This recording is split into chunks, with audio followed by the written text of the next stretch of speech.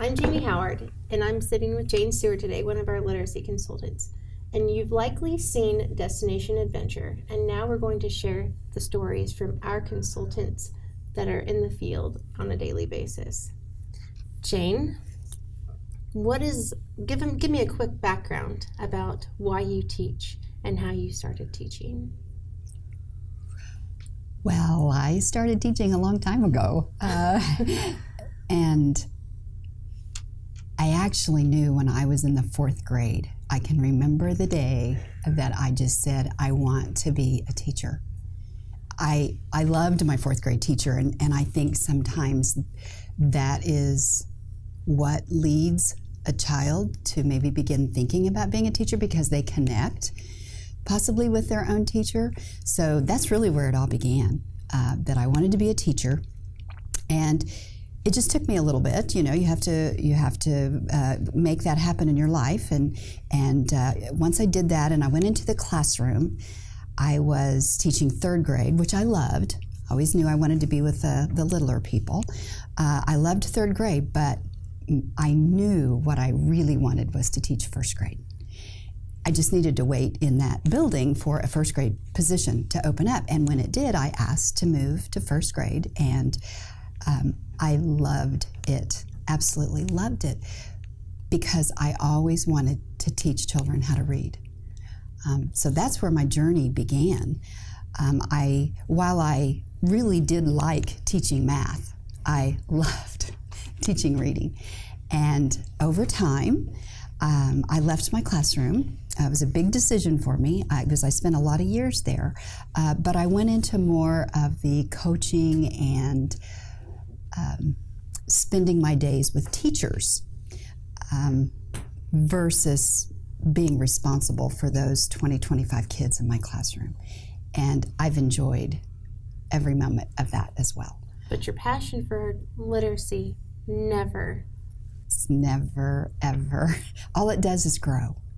It absolutely grows. Everything I read, every conversation I get to have, just makes me want to know more. There's so much to know about how the brain reads, whether it's learning to read or whether it's expanding as the student grows older.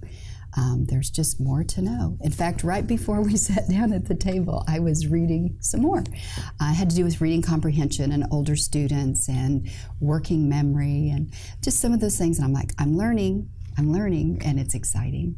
So you're always a learner.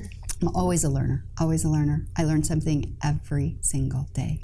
Valley Center, you've been doing some very impactful work there. I met them several years ago, actually through Pathways to Reading. They asked for Pathways to Reading training. And Pathways to Reading is a 5-day training. So once you spend 5 days in a district, you are building relationships, which I love to do that. It's all about the relationship, whether it's with a student or whether it's with teachers or administrators. So the relationships start to build and they deepen and we get to know each other. The trust is what is established. I have something for them, they have something for me, they have information for me as well. And so we begin to work together. It's like we kind of become a team.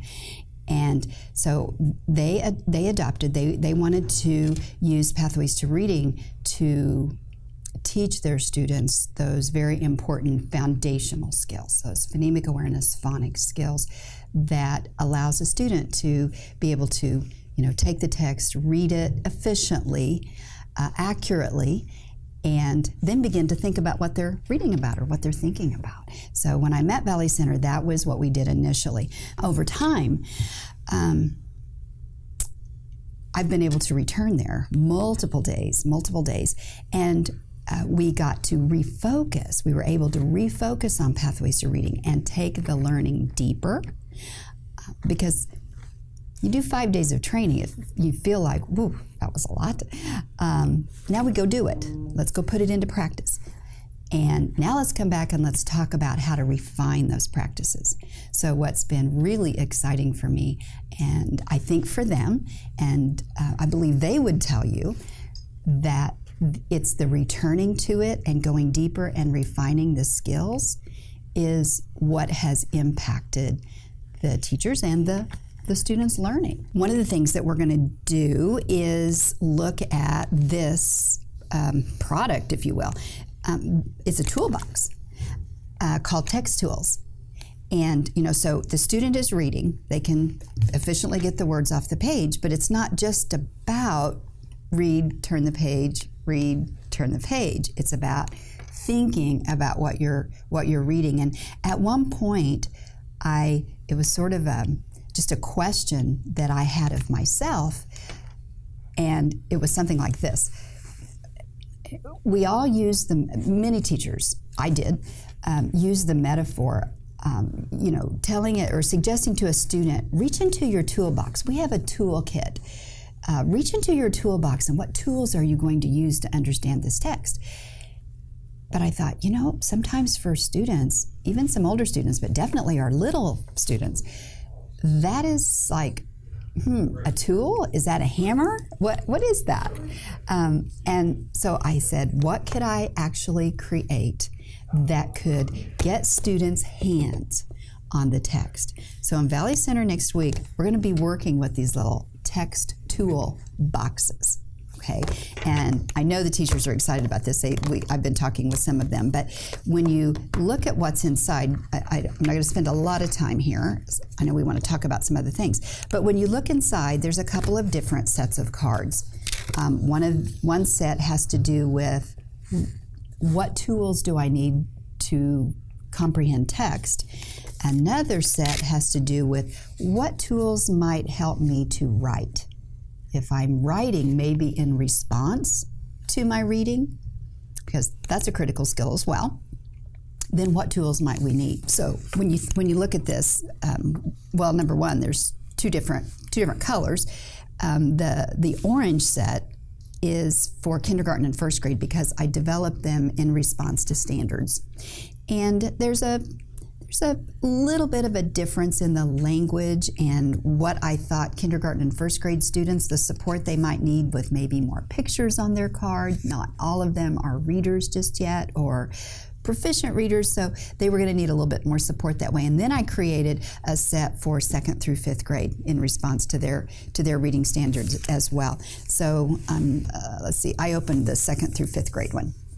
But when you think about key details, teachers, that would be we would immediately start talking about the key details in the text. So if you thought about that we were part of a small group, then of course you have, because there's 6 of these toolboxes in this whole kit. And so you have your toolbox, the student has his toolbox, the student has his, the student has hers, I have mine.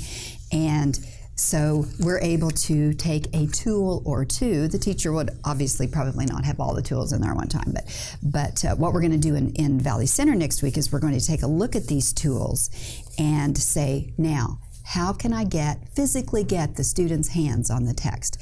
So let's look at one. This is one of my favorites. If we're reading informational text.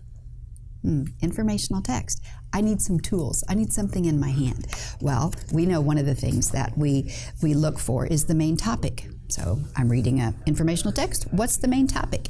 All right, well, we're into the text a little bit, and someone says, oh, Miss Seward, I think I know what the main topic is. I said, okay, well, let's get our main topic, our big idea, okay? And it's got a star on it. So again, whether or not I'm a little older and I can easily read big idea, or whether I'm a young student, maybe I'm a kindergartner, can't even read that word yet, or those words yet. So, but I know the star means, wow, the big idea. So let's see, I didn't bring a book with me, so we're gonna have to pretend here. But let's say that I found the big idea on page 3, whatever, and all I have to do there is clip my clothespin to page 3, and I start sharing as the student. I'm gonna share with my group. Okay, here's the big idea. Here's what this text is about. Okay, well, let's fast forward a little bit. There's key details, so there's several key details, clothespins, because we know there's usually more than one key detail. There's vocabulary. So here's this little owl. He's sitting on a word book. Okay, so we know that when we find important vocabulary, we need to note that. That will be a topic of conversation between the teacher and her small group.